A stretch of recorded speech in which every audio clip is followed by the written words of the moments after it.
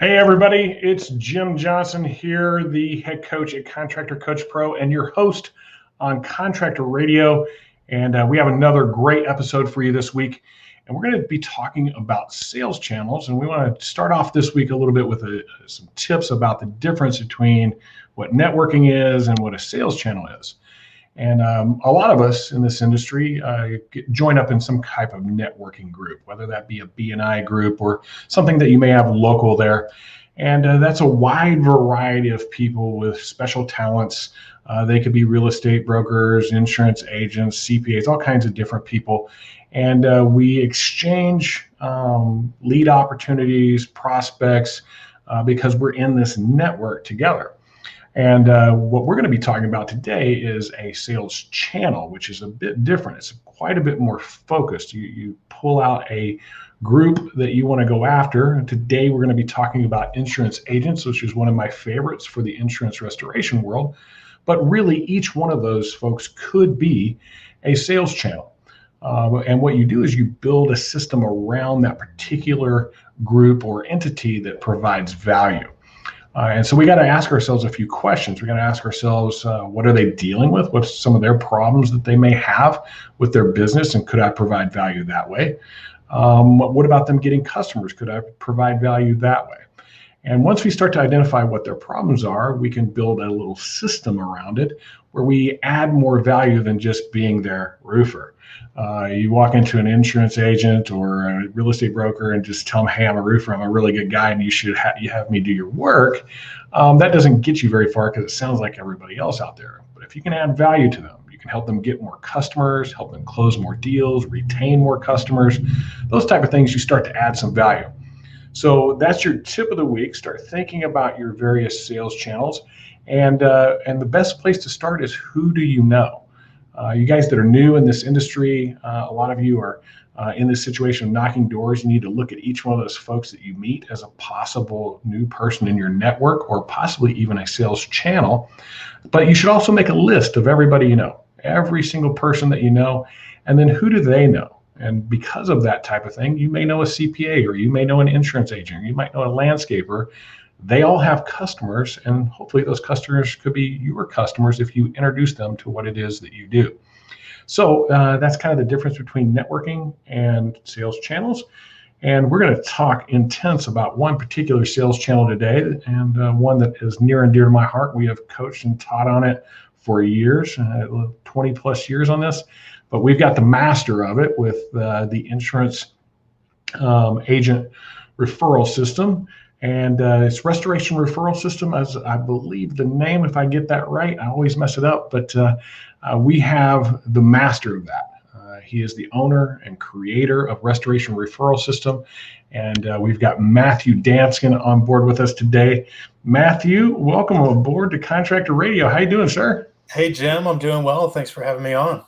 No problem at all. You know, we've gotten to know each other here over the past couple of years or so since you kind of put this thing out, and even more here recently. I think you joined the Catalyst group, and so we're getting pretty connected. And I got the opportunity to talk to you at RoofCon for a little while.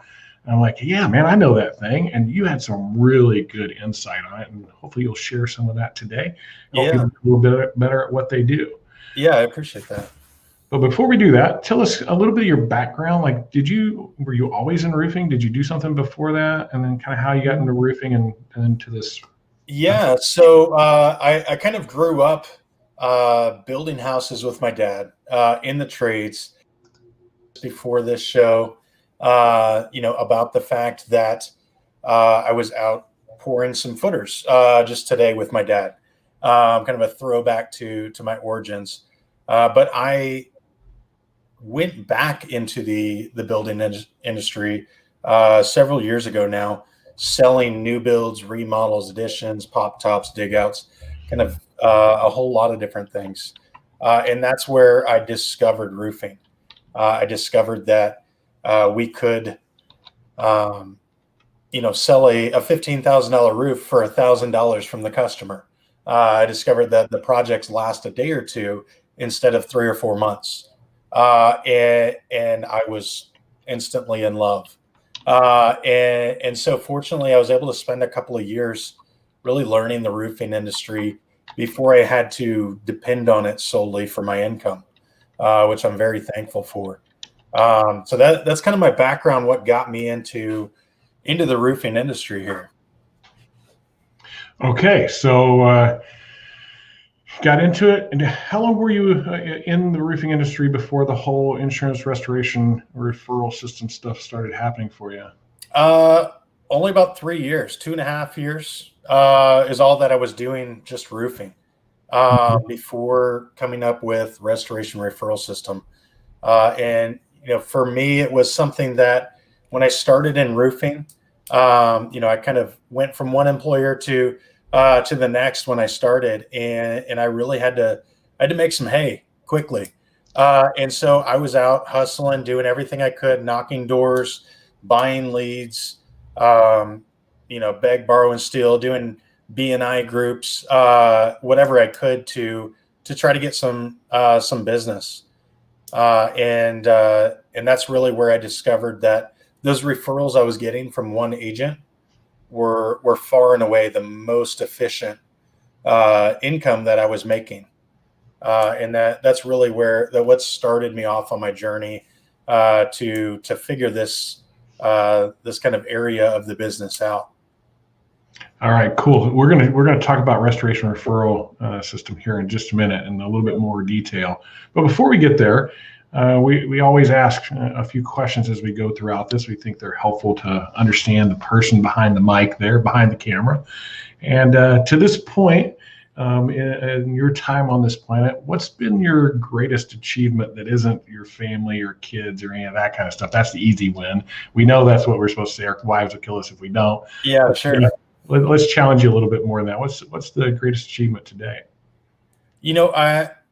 I would have to say, not to make this all about my business, but I think starting a business, and right now I'm just past my first year in business, starting a business and growing that business, and all the things that I've learned through doing this, I would say is kind of the biggest single achievement that I've been able to do, in just being able to provide a lot of value and do something that I love. That's awesome. That is super cool stuff. Yeah, this idea of starting our own business and going into that first year is like this massive learning experience. At least that has always been my experience. Even if I've actually started business before, I'm on my 8th or 9th one at this point, and it's still like that first year is always this big struggle because it's something new, it's something different. And so that's kind of cool. We might get into some questions about that here in just a minute. Yeah. But why the insurance agent thing? Why did we go after that versus so many of the other opportunities that are out there for us to go after when it comes to marketing? Let me count the ways. So number one, I would say is about the quality of leads. If I go after an insurance agent to generate that business, I can control which carriers I'm working with. And that right there, no matter how good you are at supplementing or negotiating or taking things to PAs or appraisals or litigation or whatever, there's nothing that has a bigger impact on that claim than who that customer's carrier is. And so if I can control that one piece, that's huge. Beyond that, obviously coming in as the recommended expert, as opposed to just I'm the guy that they found on Google, maybe even I have good reviews. I've got the cards stacked in my favor. And I'm always, I feel like I'm a pretty good salesperson, but I'm always looking for an advantage. How can I set the table so that I've got every advantage going in? And those are the two probably biggest pieces of why I like going after insurance agent referrals over any other type of lead source or business development in the industry. So that's awesome. Number one, this idea of having the cards stacked in your favor, right? Like that's a big one for me. And you come from a position of authority. Whenever you're being referred by an agent, you obviously this agent's probably done his homework a little bit. And as a policyholder, I'm going to trust my agent quite a bit. And while it's great having Google reviews and Facebook reviews and all the other stuff, when you start to combine those things on top of each other, Right. Then it really gets powerful. So let's talk a little bit about the system itself. So can you give us an idea of what that is and how it works and why is it such a good thing and everybody should do it? Yeah. Certainly, I think it's a great thing. I don't think that everyone should do it. The beautiful thing about this industry is that there's a lot of ways to skin the cat. But I do think, as I know you're kind of in the same train of thought, is you do need to be thoughtful about what you're doing in business. You do need to look at, not just kind of randomly go out there and try to do everything and be everything to everyone. But I think that it's important that you make a decision on the type of business that you want to generate, the methods that are going to generate that type of business for you. And it's always a science experiment working that out. In terms of restoration referral system, it's really a process that we look at every step of that so that we can filter out to have exactly the type of business that we want. So we look from the very beginning at how we're accessing the agents. We talked about this a little bit at RoofCon. I'm not a fan of going to Google and just randomly approaching any old agent out there. I want a warm introduction. I do that through clients that we're already in front of. We do that in a very targeted approach. I don't even go after every agent of my clients. It's only the agents of the carriers that I want to work with that have customers that are happy. And once we do that, we've got very specific conversations that we have to get an appointment with them. That's another huge hurdle, getting past the gatekeepers, getting their time where we've got some dedicated time to present to them what we offer. And then as you're starting the show, kind of alluding to, we have to have something to offer that the 10 other roofers that went in their door before us can't do. And being A+ rated on the Better Business Bureau ain't going to do it. Being preferred with your shingle manufacturer isn't going to do it. The number one thing that we can do is be able to offer them referrals. I made a video, a few weeks ago, kind of making fun of people that give out $100 Visa gift card to agents for a referral. And, if you look at that in the reverse, if you were referring homeowners policies to an agent left and right, and he has people calling about roofs and he's not giving out your name, instead he gives you a $100 Visa gift card, how is that going to feel? You'd probably want to fight the guy. Yeah, that's super insightful. Number one, like we look at this whole $100 or maybe $250 for this referral thing. And I see it common in our industry, Sure. Whether it's with an insurance agent or another homeowner or any of that kind of stuff. And while, yeah, it's cash, it's money, a lot of times you have to wait for it, which I've found that the more instant gratification tends to work a little better. You can actually give them less and get more out of it. Yeah.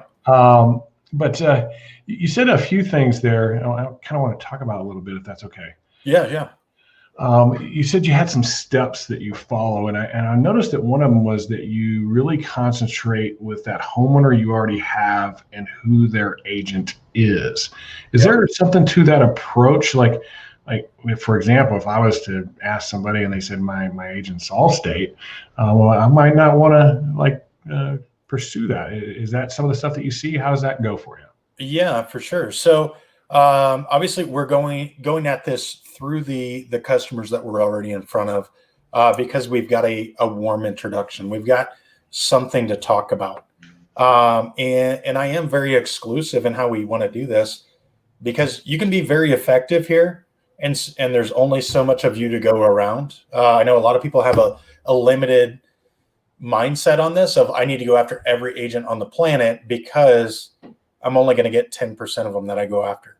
But if you can be very effective at that, you can be more selective and say, hey, your agents with Allstate, I don't want those problems. You're not going to say that to the customer. There's no benefit there, I don't believe. But I'm not going to pursue that agent. I'm going to pursue those agents of carriers that I want to work with, that are going to pay claims quickly and profitably, so that I can be efficient about what I'd want to do.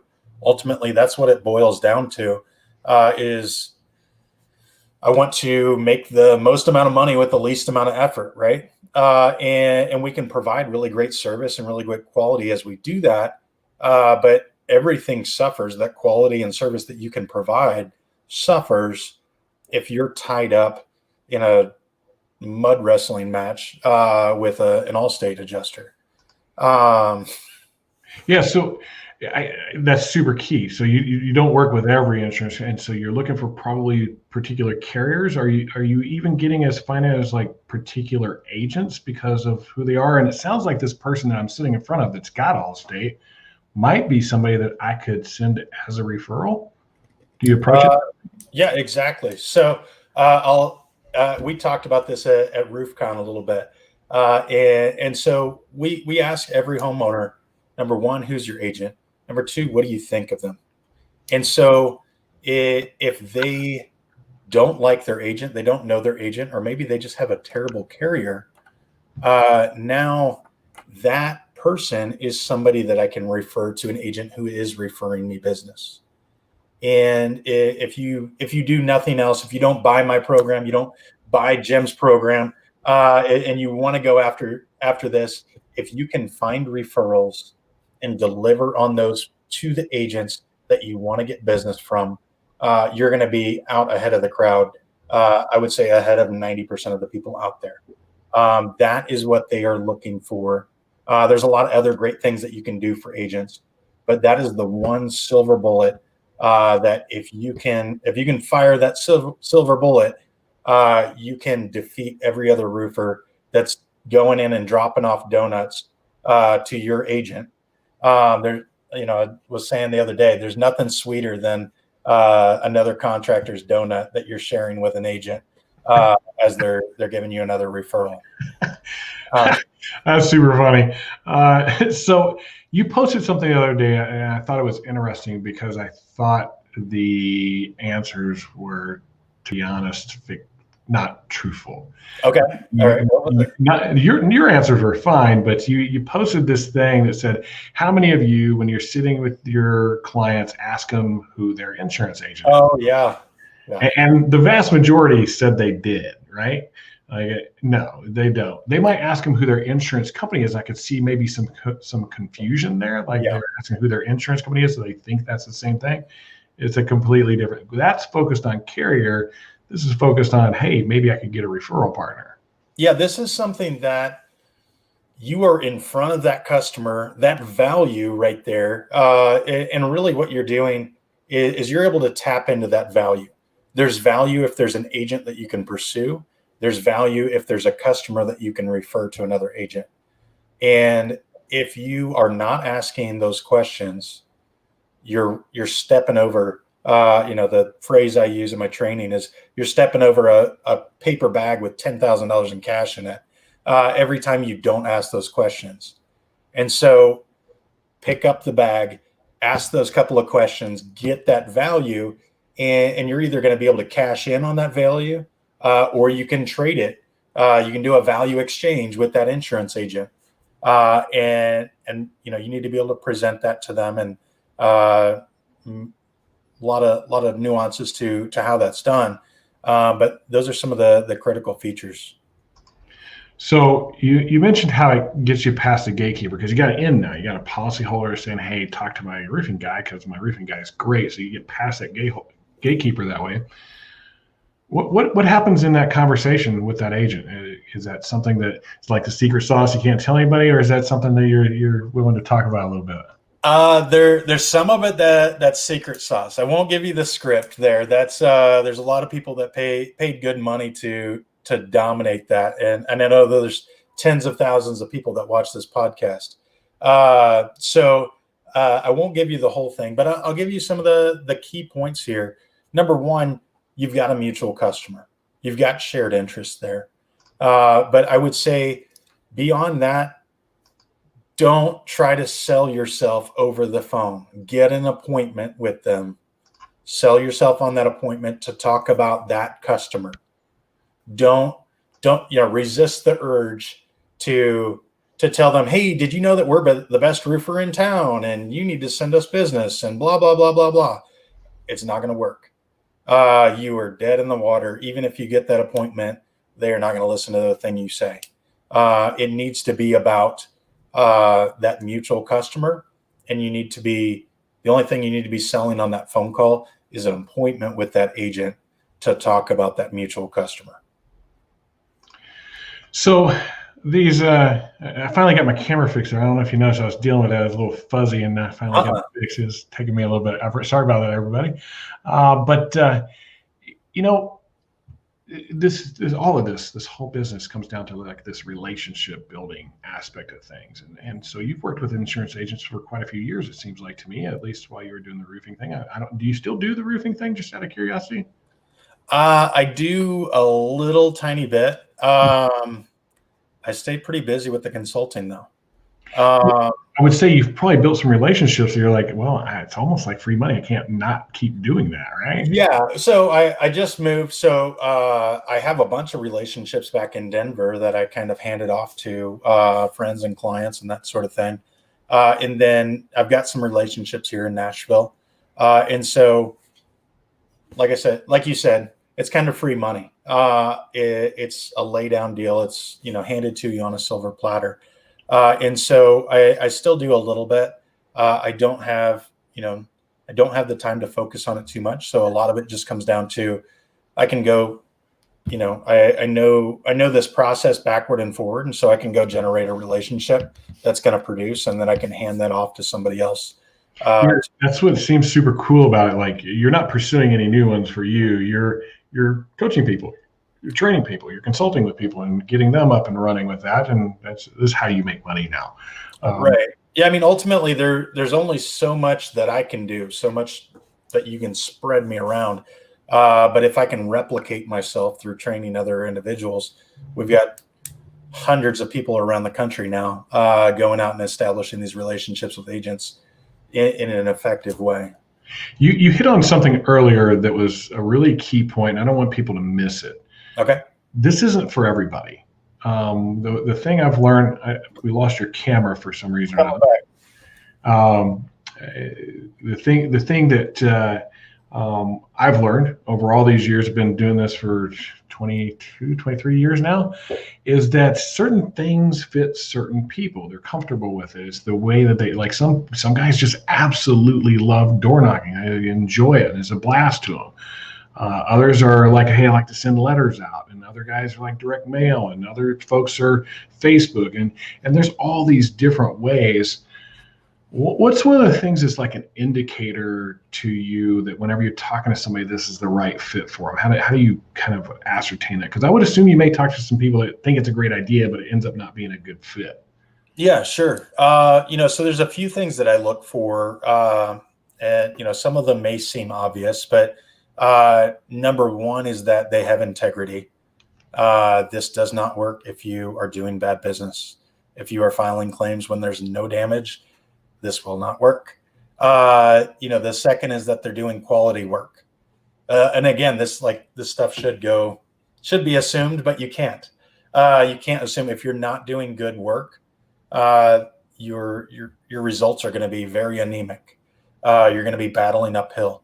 But I would say for me, one of the biggest indicators that I've found is people that already have an agent or two that refer them business. And it may be somebody that was a friend or family member, or they just happened to do a roof for them or one of their customers, and they found this relationship, and they've got one relationship that they can take care of and that they can continue to service. That's a huge indication for me that person is competent to take care of insurance agents. And now we just need to go out and replicate those relationships. So instead of 1 or 2 agents, you've got 20 or 30 agents that are sending you. Yeah, it sounds like they almost understand the value of it. If they've got 1 or 2, they understand the value, and so they're kind of bought into it. Where if they've never done it before and never dealt with an insurance agent before, you're kind of having to get some belief before they can actually have some success. Yeah. So that's good. Like, I think that's something that you should consider whenever you're looking at anything that you're going to do. We had a wide gamut of things. We had all kinds of stuff that our sales guys could do. They could knock doors. They could go after insurance agents. We had all kinds of different marketing programs. We actually had, I don't know if you know, but you ever fill out one of those things to win like a free 6-month membership to a health club? Like the box at like the doctor's office. Yeah, I know what you're talking about. I don't fill those things out. Yeah, smart guy. But people do like crazy. Yeah. We actually had those. We called them lead boxes. And if somebody wanted to pursue that, we would help them set up their system. There's all kinds of different systems and ways to get new customers. And determining the fit for you, like, are you professional enough? Can you carry yourself well enough? Are you confident enough sitting at the desk of an insurance agent? Some people are intimidated by that for some reason, but guess what? He's really not anything more or different than you. He's a sales guy. He's really what he comes down to. So it should be something you'd be pretty comfortable with. And so we're not bringing donuts, right? Or are we? Are we bringing donuts to that meeting? No, I love donuts. I'll probably bring some. I really had fun with doing that at RoofCon. I'll probably bring some to the next conference I go to. But no, don't bring them to an insurance agent. That is the biggest waste of time. If that's all you've got to offer, then go knock doors or something. I'm laughing because your donut thing at RoofCon was so good. Like, as soon as I saw them, I went the other direction. I'm like, I cannot even look at those. I'm going to gain weight just looking at them. Yep. One guy that had one with, like, I think Snickers or something all over it. And then, there was it was ridiculous. Stuff on it. That was brilliant. That was really good. That was kind of like this almost over the top. Yeah, that was kind of my jab at guys and I was that guy. As I developed this program, I started doing the same things everybody else was doing. I was bringing in a box of donuts and a stack of business cards and telling them I'm A+ rated with the Better Business Bureau. And really, I had a client the other day. They're like, "You're a genius. How do you come up with all this stuff?" And I was like, "No, I came up with this because I'm stupid. I'm too stupid to take a no and just be defeated and go do something else." And I just kept working on the process and pulling pieces out and putting other pieces in until I had something that was surgical in its effectiveness. And so really that's what I offer to contractors is, hey, you can skip the couple of year process of getting your teeth kicked in, trying to figure this out, and just skip to something that works. This whole coaching thing, consultants, these programs and stuff like that, if it's something that fits you, invest the money. Seriously, like, spend the money. You're going to learn it faster. You're going to go through all the headaches that person had to go through 2 or 3 years to get it all figured out. You do it right away. And all you're doing from that point forward is improving upon something that was already really good. And I think a lot of folks just don't. Come on, every single athlete, every single high-level, C-level executive with large businesses, they've got coaches all over the place: nutritionists, business coaches, finance coaches, physical, nutrition coach, like, you name it, they got them. Well, why in the world would we not skip those steps to be the best we can possibly? Well, and I guess I will say that is another thing that for me, looking at clients, when I first started this, just over a year ago, I really thought, okay, I need people that don't have like a coach or a trainer or that type of thing. And those people don't have anybody because they don't see the value. And usually they stay in the same level that they're at year in, year out, versus it ends up most of my clients have other programs and coaches and trainers and stuff that they invest into. A lot of times, a bunch of them. And their businesses are exploding. But that's been something that was kind of interesting for me. But another marker that I look at, if somebody sees the value in investing into training and growing, then they'll do it over and over again because it works. Yeah, my wife would be like, she'd argue with it. She's like, do you know how much money you spent on coaches and mentors and stuff like that over the years? I'm like, yeah. She goes, like, if we had that money, I said, well, we wouldn't have any of the money we have right now if it wasn't for those guys. So Yeah. think about it that way. It's an investment. It really is an investment in your future. And one of the better one, I know it seems self-serving to say that kind of stuff, but I'm proof in the pudding. I've had tons of coaches in all aspects, so whether it be life, spiritual, health and fitness, business, finance, all those things. And I just think that it is a valuable thing. And why I thought I would do it, and why I interview other coaches like you and consultants, because I think you're valuable to our industry. So it sounds to me like that's what we have to figure out whenever we're talking to our agents. We have to figure out how are we valuable to them. One of them is being a referral partner with them. Yep. But there's other ways to do it too, doing special things for just their policyholders, helping them realize that, and you tell me if this is part of your program or not, because we do this, this idea of realizing that we're going to help you retain your policyholders longer. Like that's a big thing for these guys. They want to make sure, like, they'd like to just sell as much as they can for 3 years and never work again, just retain a bunch of people. Yeah. If we can show them how we can do that, that can add a lot of value to what we're doing. So those would be the things I would be telling people to think about. And if you want to skip all those steps of thinking and trying to put together a whole system, talk to Matt. But you can certainly do it on your own. This isn't rocket science. Yeah, people were doing this long before I came along or you came along, and they'll be doing it after. I think that's a good point, is helping them not only get new customers, but keep the customers that they have, keep those customers happy. And you do that through providing them with transparency into what you're doing with their customers, and having that bond where they know if they refer you something that it's going to be taken care of properly and ethically. Yeah. So I think we've kind of covered what you guys do and how you do it and the importance of it and all that. So I got a couple more questions to ask you, and then we'll cut you loose for the day, unless you got questions for me. So first question, what's the most valuable thing that you've ever learned from a mentor or coach, consultant, somebody you looked up to? What's the most valuable thing that if you think if you shared it, it would be valuable to people listening today? I will go back quite a while.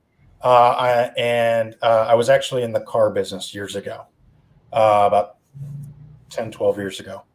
And I had a boss. I was handling what they call the WEOs. When they sell a car and it needs a new oil change or a set of tires or whatever, they hand that information to me. I make sure that it happens. It was a terrible job. It was the worst thing I've ever done in my entire life. And I've poured footers, and I poured concrete. So it was a terrible job. But what was happening was basically the information wasn't getting to me. It was passing me. The things weren't getting done, and customers got upset. It got to him, and I had an excuse was, hey, they didn't give me the little slip of paper with the WEO for me to know what I needed to do. And he said, hold on, you designed this process, right? The little slips of paper. Do not allow someone else to dictate whether or not you are successful. And I don't mean that to say you have to be an island, you have to do everything yourself, but you need to set up accountability. You need to set up processes so that if someone else drops the ball, that doesn't mean that you drop the ball. There needs to be redundancies. There needs to be, you need to think through every scenario, or, kind of develop an SOP that takes care of every scenario so that your objective is completed, that you're able to do what you need to do. And that's something that has just followed me for years, in everything that I do, that I don't want, to ever, be able to let down my customers, let down, those people that I'm ultimately in construction. What you sell is promises, not let those things down, because of the process. Yeah, we have a really good podcast about that particular thing. I don't know if you've heard it or not, but it's Nathan actually did it. It's called the Hero Sales Culture, Mm-hmm. and it's really good. You guys, if you haven't heard that one, go find it on Contractor Radio. Play it for all your sales guys because it'll change the mentality of that particular thing of people dictating your success for you. That's fantastic. That's really good, man. I like that one. So last question. Okay. This is one that I didn't give you any warning about. So first off, you said like 10 or 12 years ago, I'm like, wow, you only look like you're 25. And what are you, 15? You got that young baby face going.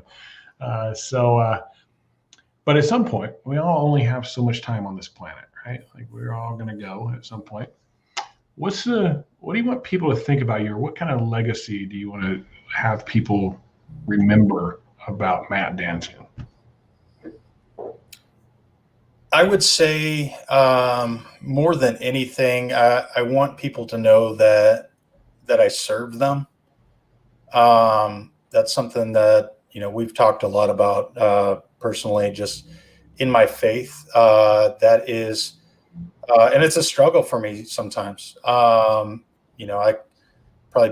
is probably the biggest thing that I deal with. But just that I can generously give of my time, my resources, to those around me, I think is the biggest thing that I feel called to do.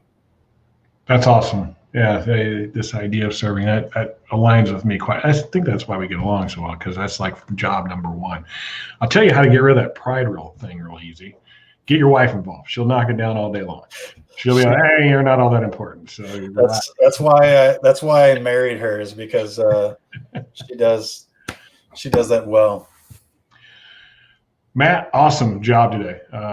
Thanks for coming on. Thanks for sharing a little bit about what you do. I think you shared quite a few golden nuggets for folks that, if they want to attempt it, go for it, and that type of. If somebody wanted to get a hold of you and talk with you, how do they find Restoration Referral Systems? Sure. So they can go to my website, restorationreferralsystem.com. They can schedule a call with me or a Zoom call there. They can find me on social media through my personal page, Matt Danskin, or through my business page, Restoration Referral System.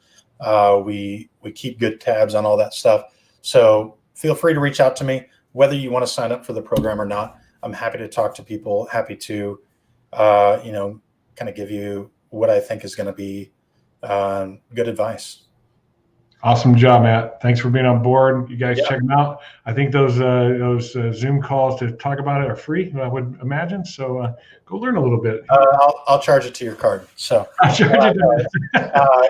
those calls are free. So and like I said, I want to be a servant to people, and that's really worked out well for my business. If I just give to people, the right people align with me, and they pay for my service, and I think they're pretty happy with it. But I appreciate you having me on the show and giving me the opportunity to talk to your sphere of influence here, and appreciate your relationship we've got here in the industry. It's an honor, man. It's an honor, and I look forward to seeing a lot more from you as the future goes on here. You've got a tiger by the tail you don't even know of yet. So.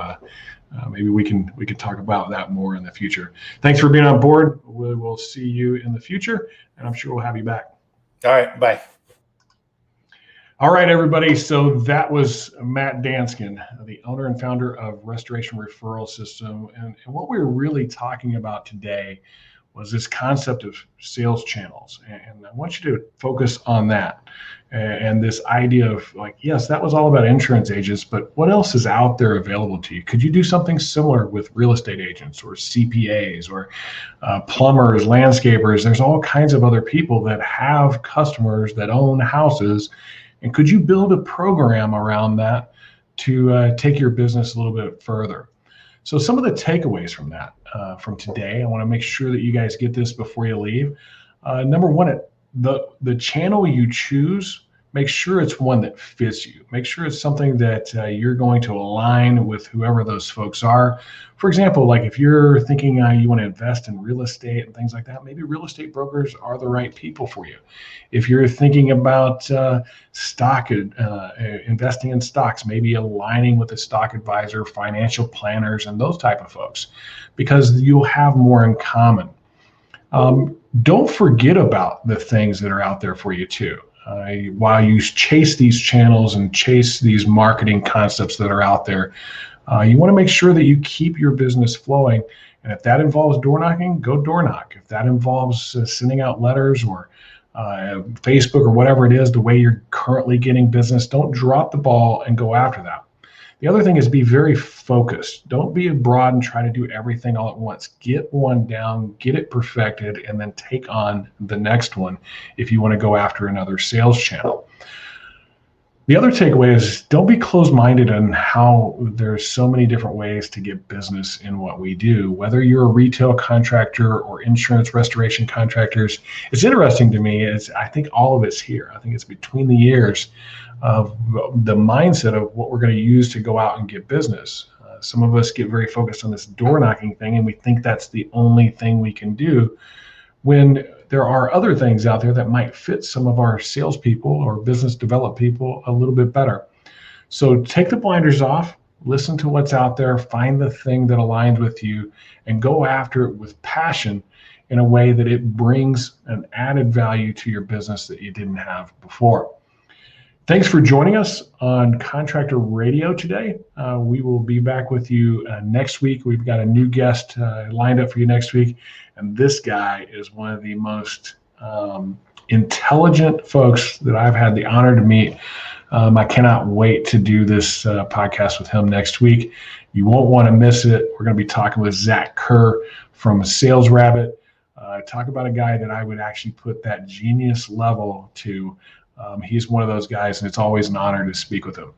It's an honor to be on here with you guys, to share a little time with you. Thanks for listening, and make sure you subscribe, download to our podcast so you don't miss any of our future episodes, because they're all focused on one thing: to serve you and help you do it better so you can get control of your business, grow your business, and in the end, find that freedom to chase the passions that you're after. That's what this is all about. That's why we exist. And we'll see you on the next episode of Contractor Radio. I'm Jim Johnson. If you need to find out more about us and how we help contractors get control, grow, and find freedom, you can check us out at contractorcoachpro.com. Click on the free assessment, take our little assessment there, and we'll do a free strategy call with you. Strategy call that'll help you with your business that day. No high pressure sales pitches or anything like that. It's either right for you or it's not. And we're here to help. So we'll see you in the future.